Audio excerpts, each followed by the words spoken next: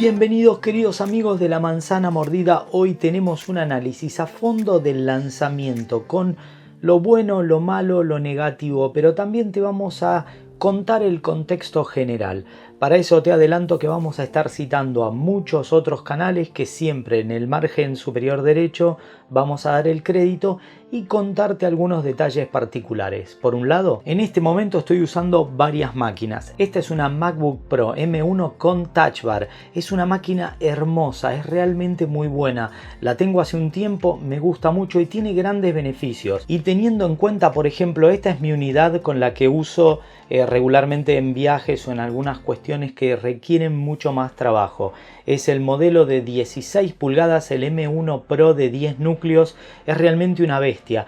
Y su reemplazo, el M2 Pro, tuvo algunas características por las cuales decidí quedarme con este modelo. Y sí, hablando de los problemas con las huellas, esta es mi MacBook Air M2. Es una máquina que es tan simple, tan fina, tan liviana, tan fácil de portar, que bueno, es la que uso cuando tengo que ir a algún viaje y no requiero mucho trabajo, porque claro, tiene algunas limitaciones.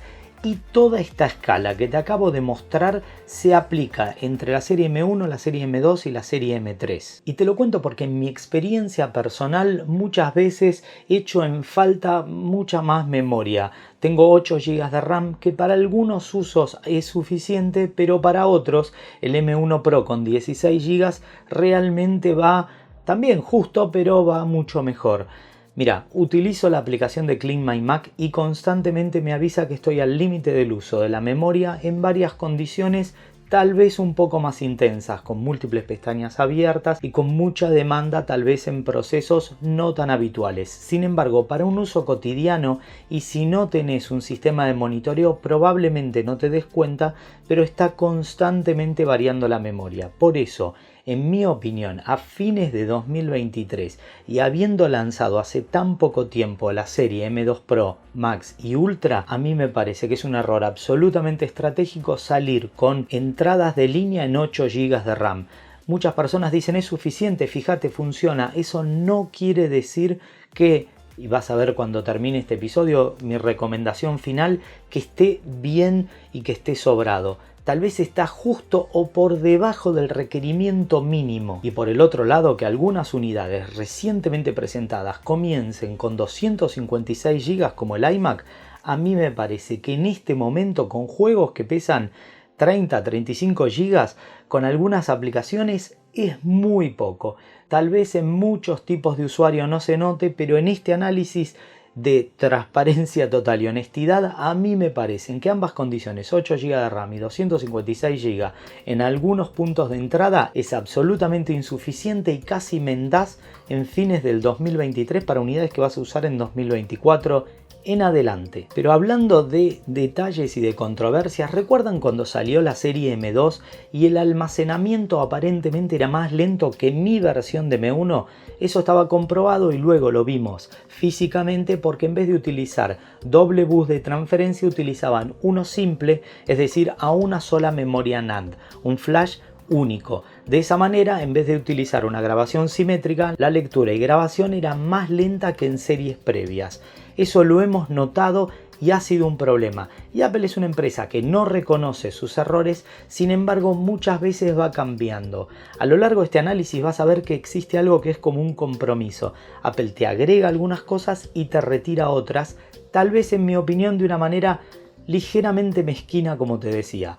Por un lado, la buena noticia es que Apple ha cambiado su decisión y en este caso, en todas las unidades vemos un almacenamiento NAND doble, es decir que utiliza 2 tazas de bus permitiendo una grabación mucho más eficiente. Esto lo hemos visto en toda la serie, sin embargo, en la serie Pro y en la serie Max, cuando vos grababas en la versión M2 tenían hasta 4 NAND. Como pueden ver, este espacio se cubría en la versión de 1 TB con 2 NAND más. Y en la versión actual de tope de línea de la serie M3 no hay ni siquiera el espacio.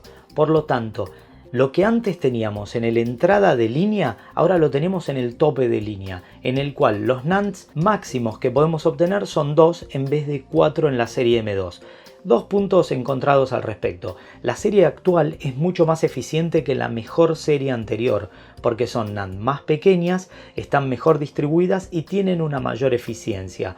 Esto se comprueba de una manera ligeramente divergente entre los distintos registros de grabación, teniendo variaciones entre los distintos muestreos. Pero te quiero explicar algo. Cuando hablamos de eficiencia global, depende de muchas variables que te las quiero contar para que tengas presente. Por un lado, como es evidente, el silicon y su capacidad de procesamiento. Esto se divide en dos áreas que pueden trabajar de manera independiente o combinada, que son el CPU o el GPU. Por el otro lado, y acá hay una nueva controversia, el bus de datos, es decir, la tasa de transferencia máxima que puede administrar ese silicon. Este año la versión M3 es menor que la del año pasado. En contrapartida, sí, son tal vez más eficientes, tienen doble banda de transmisión y utilizan una tecnología combinada, ya que por un lado el silicon es de 3 nanómetros de densidad, pero por el otro lado utiliza otros complementos para contrarrestarlo.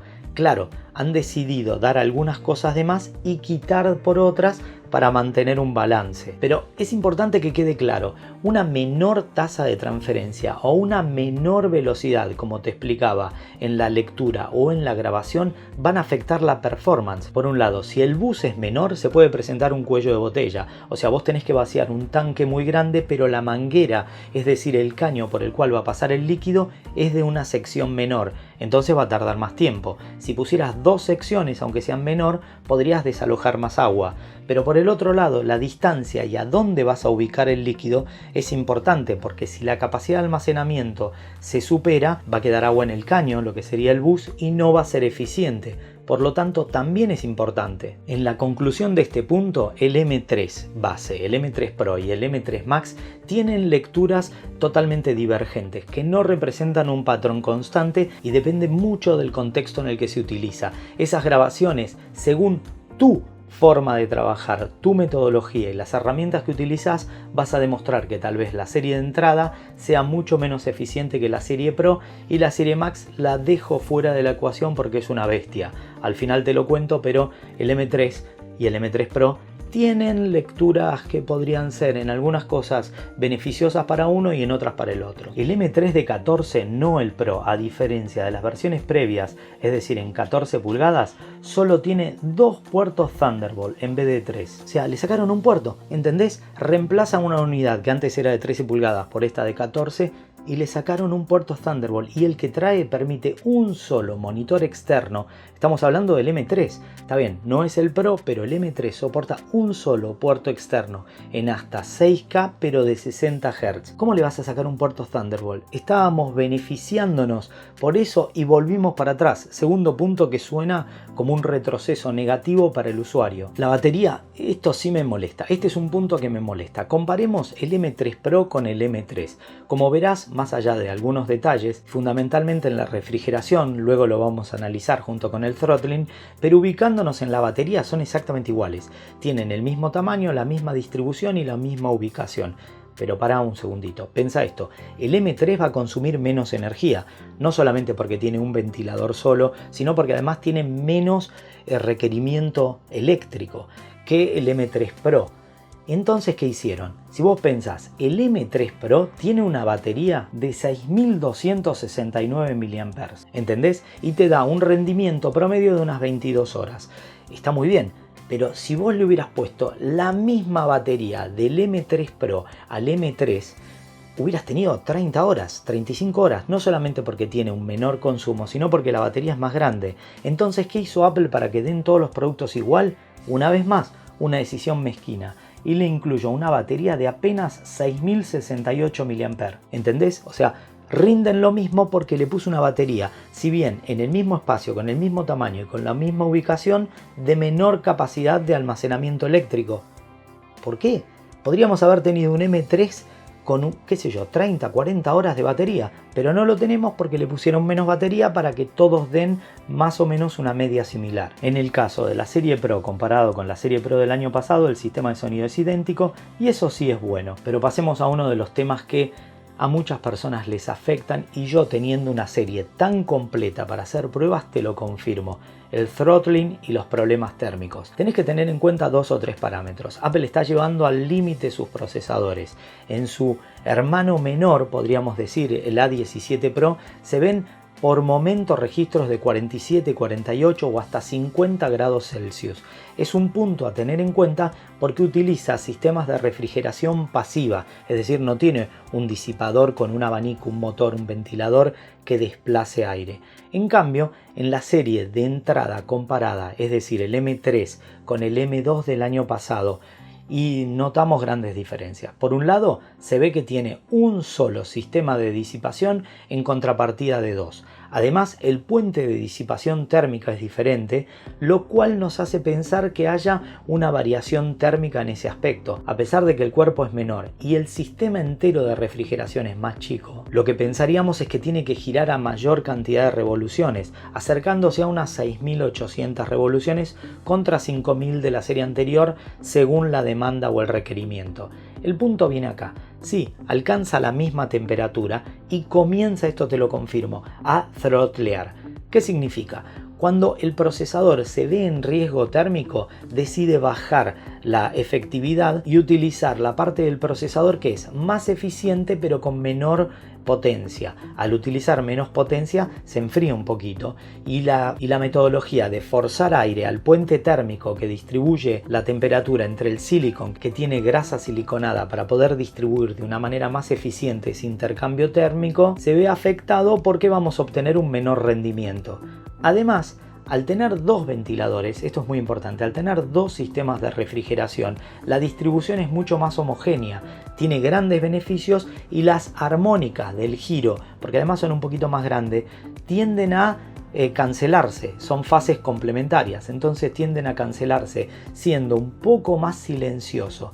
Sí se nota que el ventilador se pone fuertísimo, en algunos casos superando las 7200 vueltas, y como se ven los indicadores de la última versión de Cinebench, podemos notar que hay throttling, es decir, el procesador dice, hey, esto está muy caliente y vamos a tener que bajar el rendimiento para poder estabilizarnos. Algo que probablemente también notaste en tu iPhone, lo cual en mi opinión puede ser negativo.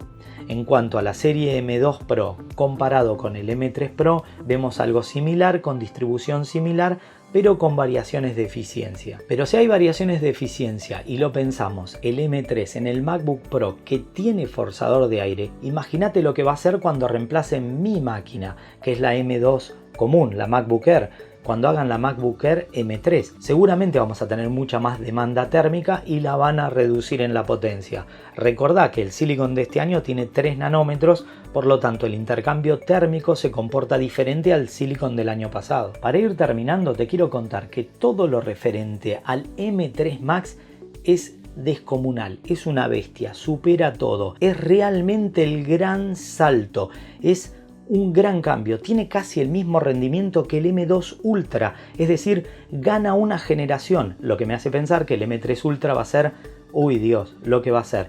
Y esto es bueno porque el Mac Pro se va a beneficiar de esa potencia, de esa energía y de esa eficiencia. Así que bueno, espero que este resumen te haga pensar y entiendas que, como venimos diciendo también con el iPhone, tal vez el salto correcto es entre 2 y 3 generaciones. Si tenés el M1 Pro como yo, el M3 Pro o el M4 pueden ser tus opciones. Ya sabes, si este episodio te gustó, podrías considerarnos un like, suscribirte y ser miembros de nuestra comunidad activa, la Manzana Mordida Plus. Incluso te puedes ganar un iPad mini de 6ª generación, porque lo regalamos entre nuestros suscriptores VIPs. Además tenemos cursos, un podcast exclusivo y mucha información, al igual que un grupo de Telegram para todas tus dudas. Y no te olvides, puedes ganar este iPad mini que es genial. Solo me queda despedirme, como ya saben, mi nombre es Fabián Fernández, somos La Manzana Mordida y prometemos hacerlo. Nos vemos en más episodios.